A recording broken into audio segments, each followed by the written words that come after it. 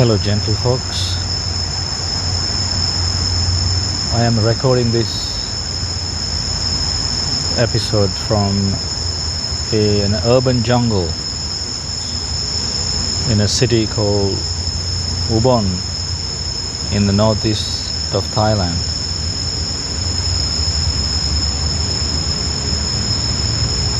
There are some background noises, partly from the insects and the creatures in this tropical forest, and then slightly distant traffic sounds. I hope it's not a major distraction or disruption to the audio. So these few days I have few hours in the morning for myself and to some of my work. After I drop off my daughter at the school, I usually wait in town for her to finish school. So I've been exploring this small city, which I really like, exploring new places. So yeah, I've been having a good time. But today I thought maybe I'll record an episode from a place like this. So here I am.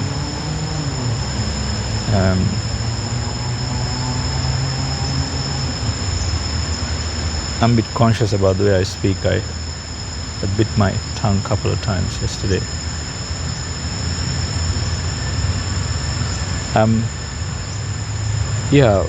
What was in my mind was something obviously that emerged through my work last week or so, which is related to the kind of material that I've been promoting in the last couple of weeks, perhaps encouraging you to join my community. And the theme is about this new theory of mind. I don't like that term, but let's use that for the time being.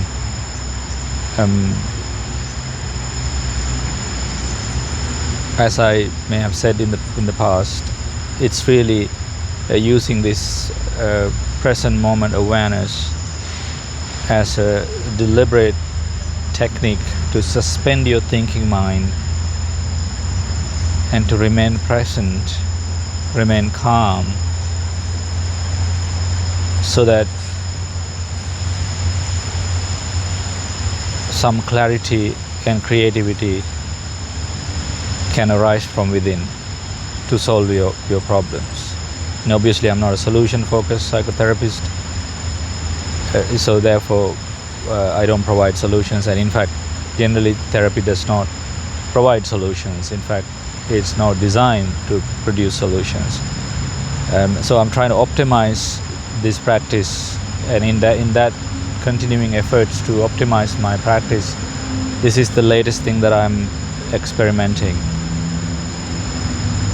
And to give the credit to all the wise men and women that walked the earth before me, this is not my idea. This has been embedded in practices like, especially in Buddhism and many Eastern philosophies and practices, how to suspend your thinking mind, because thinking mind is, especially if it is not trained, it's crazy.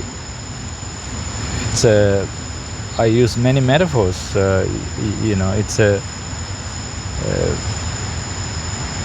It's a bull in a ceramic shop, or it's a monkey with a razor, or a child in a candy shop. That kind of metaphors. Unless you train it in a particular way, thinking about your life problems, trying to solve them or find a way out, has not led to many favorable outcomes.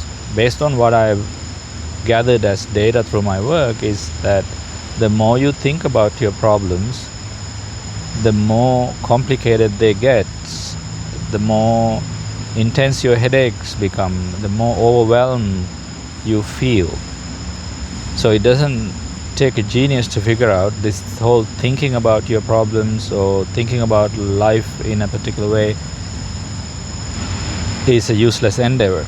So I actively discourage thinking in my practice. So instead, I encourage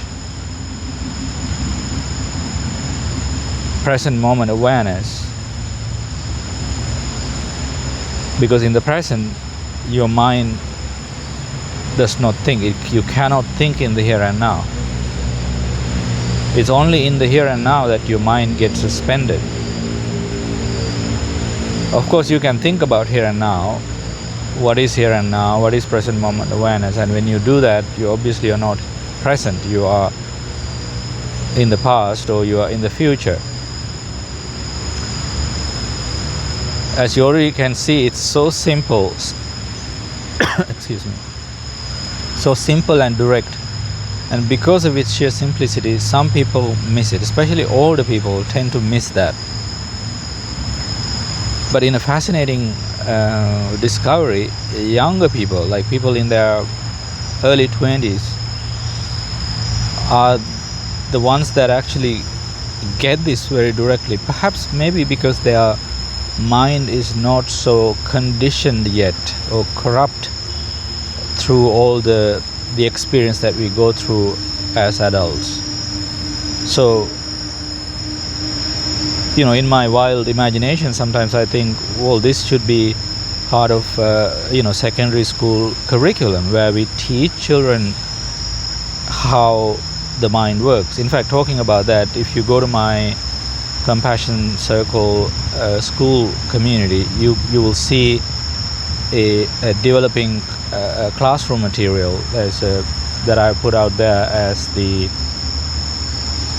user manual for the mind, where I try to convey this same message slightly in a slightly more formal manner, with some notes in there, because I think we need to first understand what I'm talking about perhaps as a concept before you can put that to practice. But even that I would consider as a skillful way of using the mind to think, not just me randomly thinking. So I still stand by the practice of suspending the mind here and now, so that your natural born creativity and the calmness can provide that solution. I mean, if you look at, for example, this video that I'm doing, yes, I thought about it. I thought about the location and the logistics of it. That's all. I did not necessarily think about what I'm going to share. So I am talking without a script. I'm talking spontaneously, because I trust my intuition and my calmness about this, because I'm not anxious about this anymore, and my creativity to flow as long as it should. So before this, I recorded a small video for another portion, and then I walked around in this little forest, and then this idea, this theme came to me. Okay, I'm gonna record this slightly longer format video on this very topic.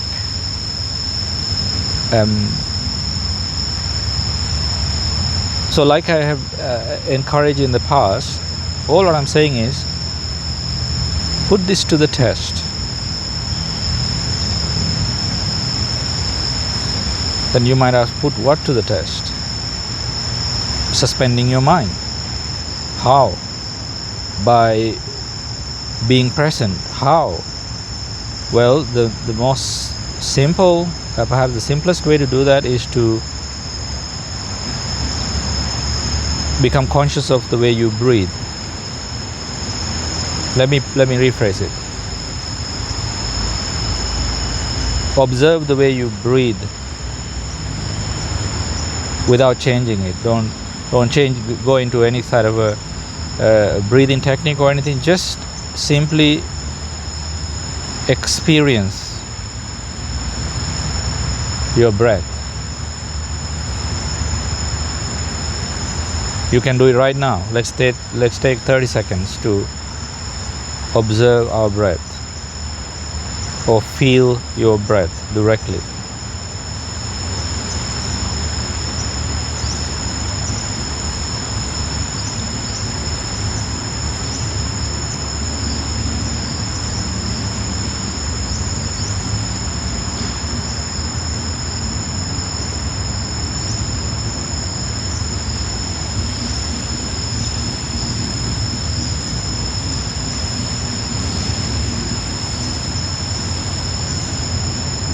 That's 30 seconds.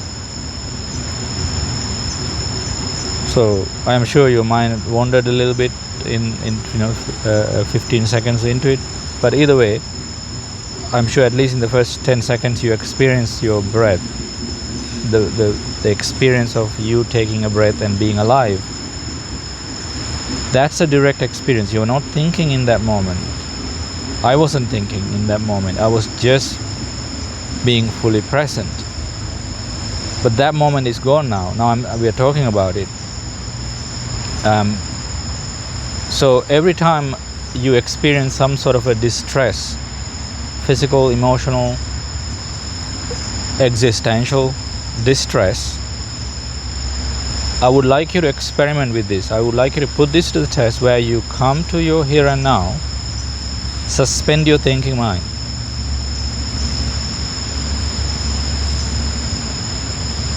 For as long as you want to, for as long as you should, or for as long as you can, and then see what happens. I know your mind will go, okay, what? Then what? Then what is the thinking mind? Because thinking mind is designed for that relentless, unsatiable hunger for what's then, what's next. So recognize that clearly and say, okay, let's pause for a second and breathe. And then say, okay, then what? Yeah. Then what? Nothing. Come back to the breathing. And then when you establish that calmness, you can think about whether you should, break up with your partner, whether you should, sign up for that university course, or whether you should resign from your job, whether you should get married, all of those things that you're confused about. Before you get into that thinking mode, try this first. Before you go and prepare lunch, dinner, breakfast for your kids, your husband, wife, all of those things, take this moment, take 60 seconds. Whenever you can. 60 seconds is 1 minute. You can afford to have that 1 minute. So take 60 seconds, bring in the calmness. Why do I talk about calmness? Because in my line of work, obviously there's a lot of restlessness due to childhood trauma, due to pressures of the modern life, the cost of living crisis, all of those things. So there's a restlessness going on. And restlessness, as understandable it may be, is useless, and it does not help us figure things out, even if we want to figure things out. So by applying this here and now technique, you're not only suspending your mind, you're also calming your nervous system down. When you're calm, your creativity will come. I'm going to pause this video for a second. Alright, I'm back.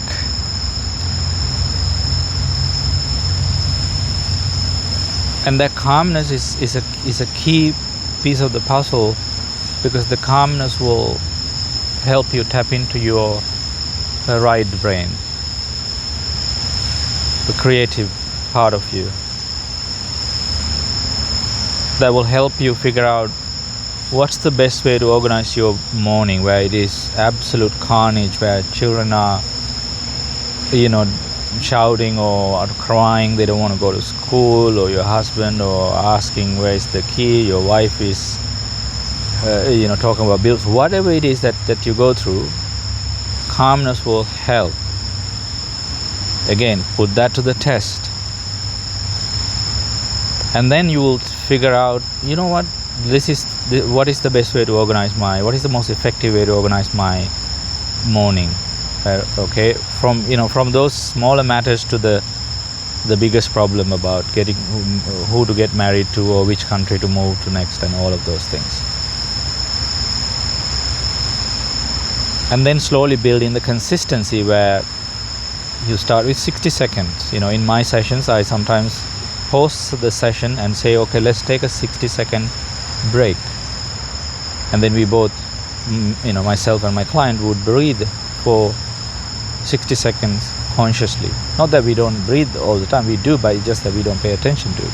So let's use this readily available technique without, it doesn't require any budget or gadget, just it's simply available to you. So put that to the test, simplify this, suspend your mind here and now for as long as you can, for as long as you should, before your next interruption, and then return to it whenever you can. Do that whenever, if you are a smoker, whenever you need a puff, do this instead.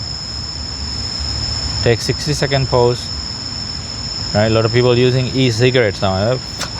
Every 5 minutes. Every 5 minutes, take this 60 seconds to pause. Do this puff instead.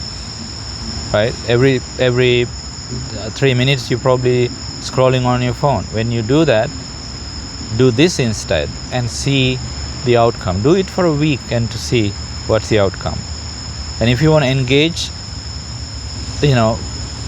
feel free to comment. I guess it helps with the algorithm. That's what I heard.